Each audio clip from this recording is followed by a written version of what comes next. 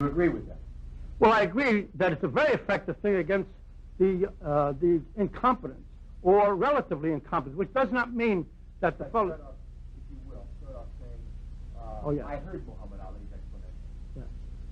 I heard Muhammad Ali's explanation, and I agree with him because he's fighting relative incompetence, inexperience. See, presently, the fighters, though they're competent in the sense that they have skill, they have abilities not learned and not known 30, 40 years ago, or 50 years ago. But they lack other qualities which are necessary. The discipline, for example, the ability to make yourself do what needs to be done, and having the discipline to carry it out no matter how you feel within. This is the quality necessary to fight a Muhammad Ali.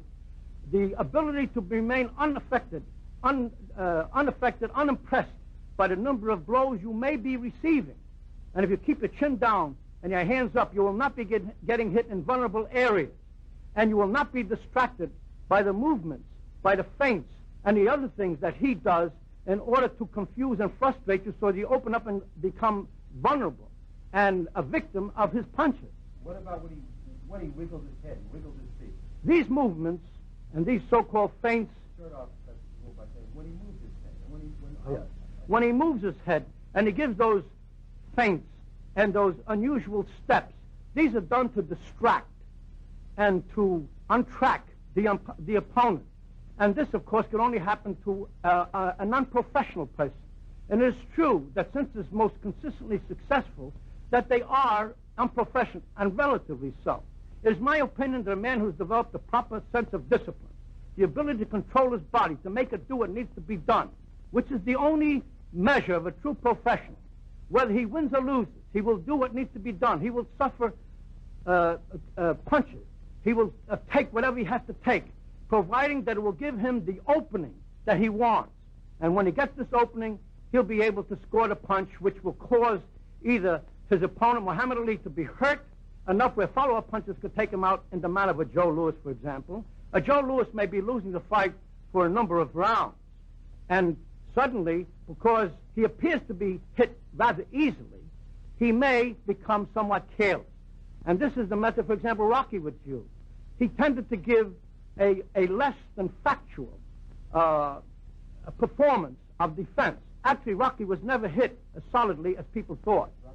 Rocky Marciano was never hit as solidly as people thought. Very seldom. So that he did, however, by employing the methods that he used, the so-called awkwardness, the lack of smoothness, and so forth. He used this intelligently. It was used as a weapon by Rocky because of the fact that it lessened the opinion of the smart fighter of Rocky Marciano. In coping with him, the opponent would always think that this fella is not a good fight. He doesn't know how to fight. And his performance unconsciously would sometimes fall to that level, especially when given the pressure that Rocky gave. In the case of Muhammad, he used a different technique to carry out the same objective. He used these movements, the Ali shuffle, which would cause the opponent to be distracted, take his attention off what was happening. But a real pro would not be distracted. He would keep his hands up so that when he would get hit blows, as he calls amateurs, when they hit blows, instead of getting hit on the jaw, they would get hit on the arms, the elbow, the top of the head, but not in the vulnerable areas. Meanwhile, concentrating fully on those areas where he is vulnerable, and it is the body. Here, while he's throwing the punches here, you're punching here. In other words, he can cover this or move this and do that, but this here, you know, is relatively stationary, so that a concentrated punch by a good hitter could affect him, at least to the point where it cuts down his usual speed or affects him. Or a series of these blows over a period of time may have the effect of slowing him up just enough, because his boxing depends on split-second timing. As he said before, he remains just exactly out of range, but the range is always a person who's leaning forward towards him, so that he can hit the fellow and the fellow can't hit him. But a man who has a good sense of timing as good as his, or almost as good as his, can force him to come closer. And then the sense of timing will determine whose left hand will get in there. And who knows whose left hand is better until it's put to the test. As far as I'm concerned... We'll end this test. Knock it out. We'll pick it up. 7.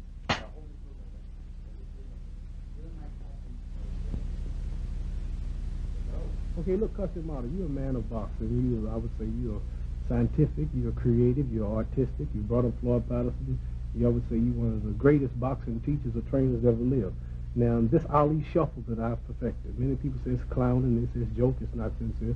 What would you have done, or what would you advise a good fighter to do when I do the shuffle? Now, you must remember, the second I do the shuffle, whatever you have planned, you're going to either forget it or you're going to look at my feet. Well, that's what you say. I don't think I would do that. Just demonstrate something. Let me show you. Demonstrate with who? You're a little too old to really fight. I'm just going to show you something. You're going to take off your coat. No, just take your coat off a minute. I got to take mine off, too? Take your coat off. I'm going to show you something. Now, number one, first of all, I said the shuffle is so fast, it confuses you. Now, what would you do when I did the shuffle? Most people forget what they're doing for a minute. It confuses them for a second. All it needs is fractions of a second. Or you either look down or you're confused. Now, what would you do if you was a fighter? You did what? I did all these shuffles. Well, you just telling me. Why are you getting on guard? Well, listen, I think you're going to do the shuffle. I done did it. You didn't see it? That's right. So fast I couldn't see. No, seriously, the shuffle is just, I'm bouncing. Don't hit me now. I'm not in shape. I'm a little out of shape. I'm jumping around. And for a minute, whatever, put your guard up. You're not going to be doing this in the ring. That's your position? That's right. Well, that's your position. And we are boxing. And for a minute, I'm doing the shuffle. Oh, you're not as dumb as you look. That's right. That's right. That was pretty good. But let me show you something. You can go through the same move again. Oh, now you know. All right, what's your next move going to be? Well, that I wouldn't tell you. I might fight you. Well, you don't have to tell me. Put your guard up. I'm getting ready to do the shuffle again. No, now you're going to give me the consequence. No, you done run out of moves. You know nothing else to do. I know now you know what to do. See, same thing. Bing! That's what I would do next. Go ahead. What else? Well, now, you knew what I was going to do, too. No. Well, that's right, because I knew that I only left certain areas you could hit me. What about in real combat? If this was a real fight and you were a young fella and you're about 7th, 8th round, you're hot, you're sweating, you're tired, you're frustrated, you're exhausted, and then I did the shuffle, you probably couldn't think that. Oh, yes, I could, because I would be a disciplined fighter before I fought you. And any fighter that would have fight you would be disciplined enough to do what I asked him to do, otherwise he'd never fight you. Because unless the fighter that I had knows how to do what I want him to do, which I know is necessary to be done in order to beat you, I wouldn't let him fight you. So just because he can get past the shuffle with a body punch or so, you think that'll beat you? No, not that. But every fighter develops... What about the people that I've already put the shuffle on? Well, let's not talk about these people. What you mean now, let's not talk about them? Let's talk about the people or the fighters that I would handle if I were handling them. Think of a heavyweight champion in history that you would have picked. No, not them. No, I wouldn't. Think of one of the past champions that you would have told how to beat me. All I can say is anybody that I would work with that was disciplined enough, when I mean disciplined, be able to carry out what... You mean crazy enough to get in the ring with me? Well, put it that way if you like. Now, there are some fighters, most fighters develop a pattern. A pattern is a method by which they do something which they're not aware of themselves. You must remember, that was a pattern you just used. First of all, when I did the shuffle, your move was here, which left you open here. No, that's what you said. Here's what I did. No, wait, you're saying that. I saw you. No, I just did. That's what you did. I was not open there. I never do that. Never do that. No, you must realize. No, I do realize. You're kind of short, and a younger fellow couldn't get to me as quick as you did. Now, let me say this. I never do what the other fellow wants me to do. You see? I have to develop enough discipline. A great enough fighter could make you do what he wants you to do. Well, he could try.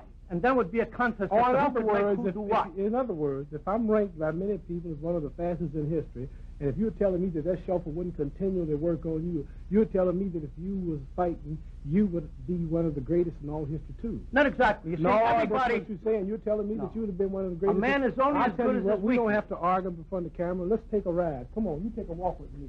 Let's talk to you. All right. Please, settle down.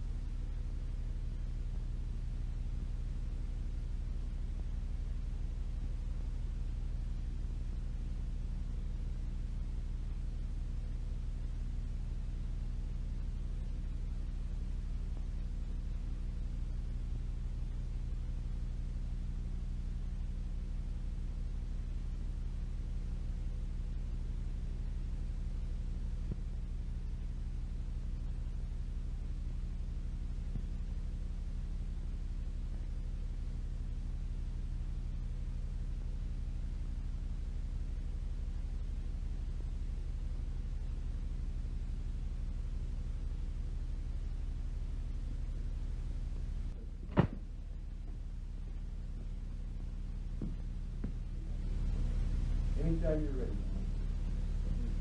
If Jack Dempsey had fought me, I'm not asking you to speak in his favor, my favor. You're a boxing scholar. You don't have to exercise with me. But just from what you know and your experience, taking Floyd Patterson, one of the fastest and best heavyweights we've had when he was fighting, and bringing him up from nothing to something, I want to know, what's your opinion? What do you think I would have done with Jack Dempsey? Would I have stood a chance with Jack Dempsey, truthfully? I think it would have been no contest in your favor. Dempsey had a basic vulnerability to your style of fighting. Now, I want to stop you here. I appreciate you saying that it was no contest in my favor. This is honor to me. But Jack Dempsey, you know what you're talking about. Jack Dempsey was one of the greatest fighters and ranked that we've ever had. Now, you said wouldn't have stood a chance. Now, that's kind of hard now. Henry Cooper stood a chance. Sonny Liston stood a chance. Patterson stood a chance. Carl Miltenberg of Germany stood a chance. Cleveland Williams stood a chance. So you're going to tell me now that these fellas I fought would be equal to Jack Dempsey in fighting ability and hitting power and stamina? No, this is a matter. You said a lot when you say Jack Dempsey wouldn't have stood a chance. Now, I really believe I would have beat him, but I don't know how easy. Maybe easy, maybe not. But when you say so confidently that he wouldn't have stood a chance, now what do you mean by that? Maybe I'll give you out. Maybe you said that wrong. It's very simple. Demonstrate. I mean, what do you mean he wouldn't have stood a chance? Jack Dempsey? Whew, boy, they run you out of New York City talking like that about Jack Dempsey. I only give the facts. I analyze the situation coldly and calmly and impersonally. The people involved had nothing to do with it. This is a matter of you doing something and I do something else.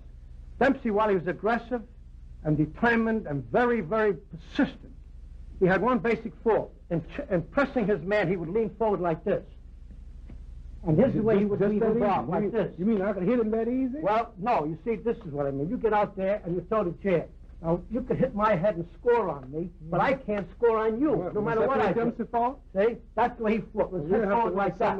Now, in order for him to get you, he has to be able to get like this. Now you have to come closer. Bang, bang, bang. As you move, ice. We both try to beat each other. Now I have a chance. The other way, he had no chance. His head was always there. You could tap him all night long with your eyes closed, do a couple of your fancy jigs. Well, I'll have to watch some Look the other way, wave to a couple of friends. I would say this, if Jack Dempsey fought like you was just saying, if he's that easy to hit, I would agree he wouldn't have stood a chance. But I have to look close at his films to see if this is constantly presses forward like this. You're not looking nowhere. You're not looking nowhere. That's exactly what he would look up, and when he looked up, his chin came up. When he looked up to see, his chin came up, and then you see what would happen. So you're telling me now that Jack Dempsey, every once in a while he would look up, but I know he would like this. Well, no, he would go like this. Like this. And he would bend a little bit, but he was always moving like this with his head forward. Pretty good for old man. Well, that's the way he moved. And for this reason, he becomes vulnerable to your style. It meant that you could hit him with the jab, and he couldn't reach you. You'd have to leap. Well, we'll pause. Like the type of punch he hit Gene Tunney with. He had to leap with a long left hook. We don't want to waste too much time. We'll just take a look now and see what Jack Dempsey actually did. We'll watch the film, because I really can't believe I beat him that easy. Well, I don't know how easy you think you'd beat him, but I know that he would be very vulnerable to your style. It's a matter of style. So in other words, if it was a decision fight, I would win it. Without a question in my mind. Right.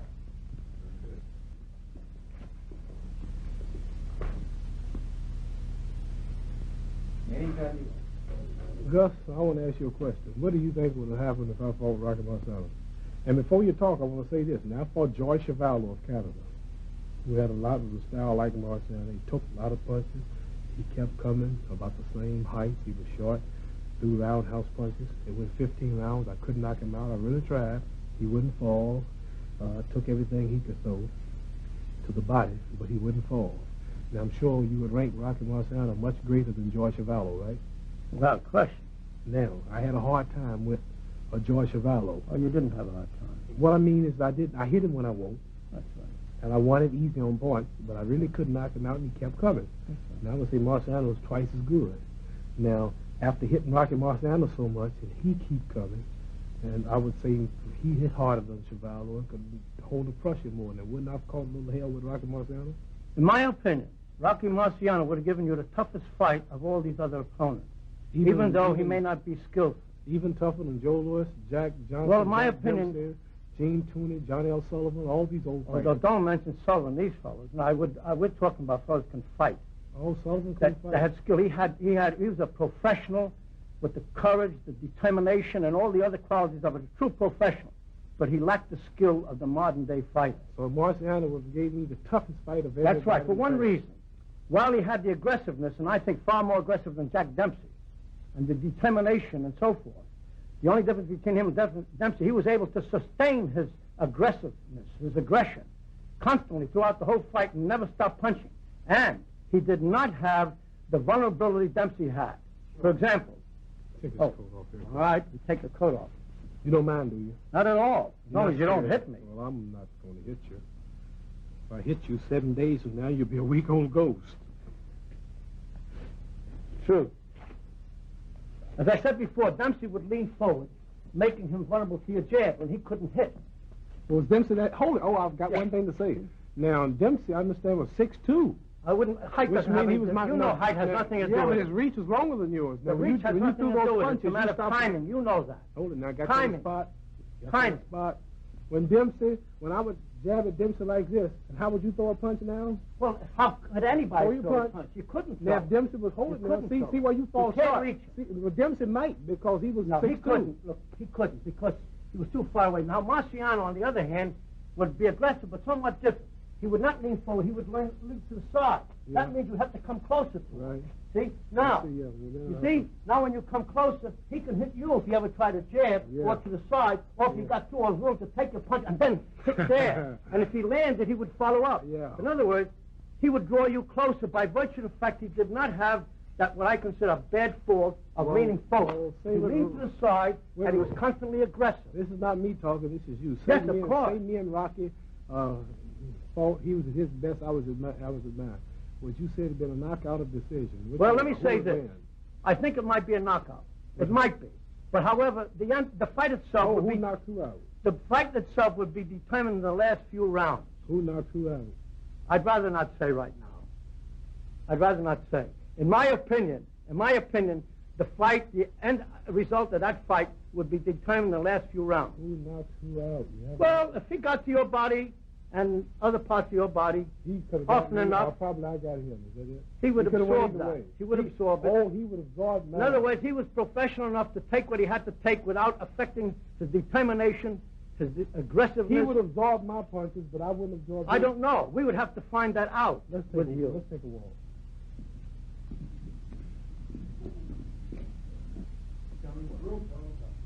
Okay, room tone, everybody quiet.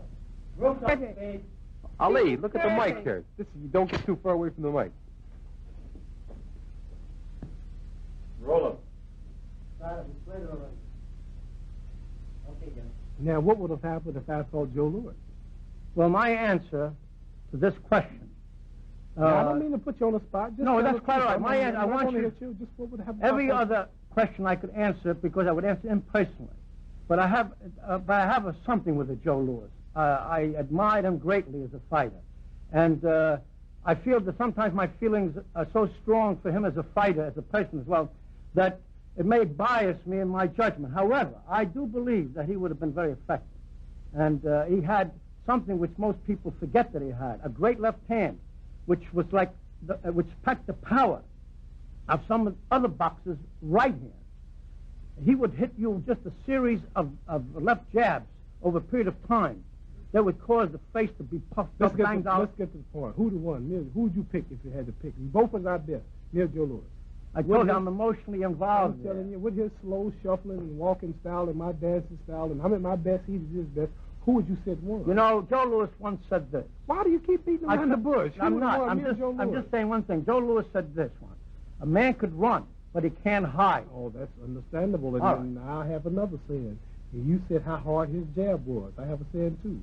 He may be able to hit hard, but it means nothing if he can't find nothing to hit. Well, he could beat you to the jab, too. But he's got to... Look, now, you forgot my footwork. You have to come close enough to hit him. If you come close enough to hit him, he can hit you, too. What's the question? Who would you bet on at the best, me or Joe Louis? Well, my feelings would lead me to Joe Louis. Well, what can you demonstrate? Well, I'll show you. Let me have your coat. Let me have your coat. You really want me to take off my coat? Yes, take off your coat. I really do. Now, I don't say that I could do what Joe Louis would do. I understand you couldn't do that. But I think that I can convey the idea. Now, I hope I can. Now, how did Joe stand? Let me see his go. Well, he would have his head a little lower than I would like, That's him. which would make him actually more effective That's for you. him. That's him. However, I think he would depend on his jab. Jab. When you started your jab, No. like you in the jab, he would do that and constantly press. When you he wouldn't wait for you to throw. When he thinks you jab, he jabs. Jab. Look where I'm at, though. That's right. Look where I'm at. Yeah. I'm moving. Joe wasn't that That's all fast. right. Joe That's wasn't what you that said. fast. But he didn't have to be fast. No, see, you know you were why? faster than Joe Now, Louis. you move. Go ahead, you move. You don't have to be Oh, fast. the way I move? Go ahead, you move. Now, you know, I'm doing this. See, I'm moving. Watch it, old man. That's what would happen. In other words, you would move and he would move with you. No, he don't move with you. But he did. He didn't move He with did. We'll watch the fight films. Joe All Louis right. didn't move with Go ahead. nobody. Number one, he didn't meet nobody half as fast. True. I How could grant you all rank this. me with Joe Louis? I'll tell you did how. He catch me? I'll tell you how. Man. Every fighter has an area of vulnerability.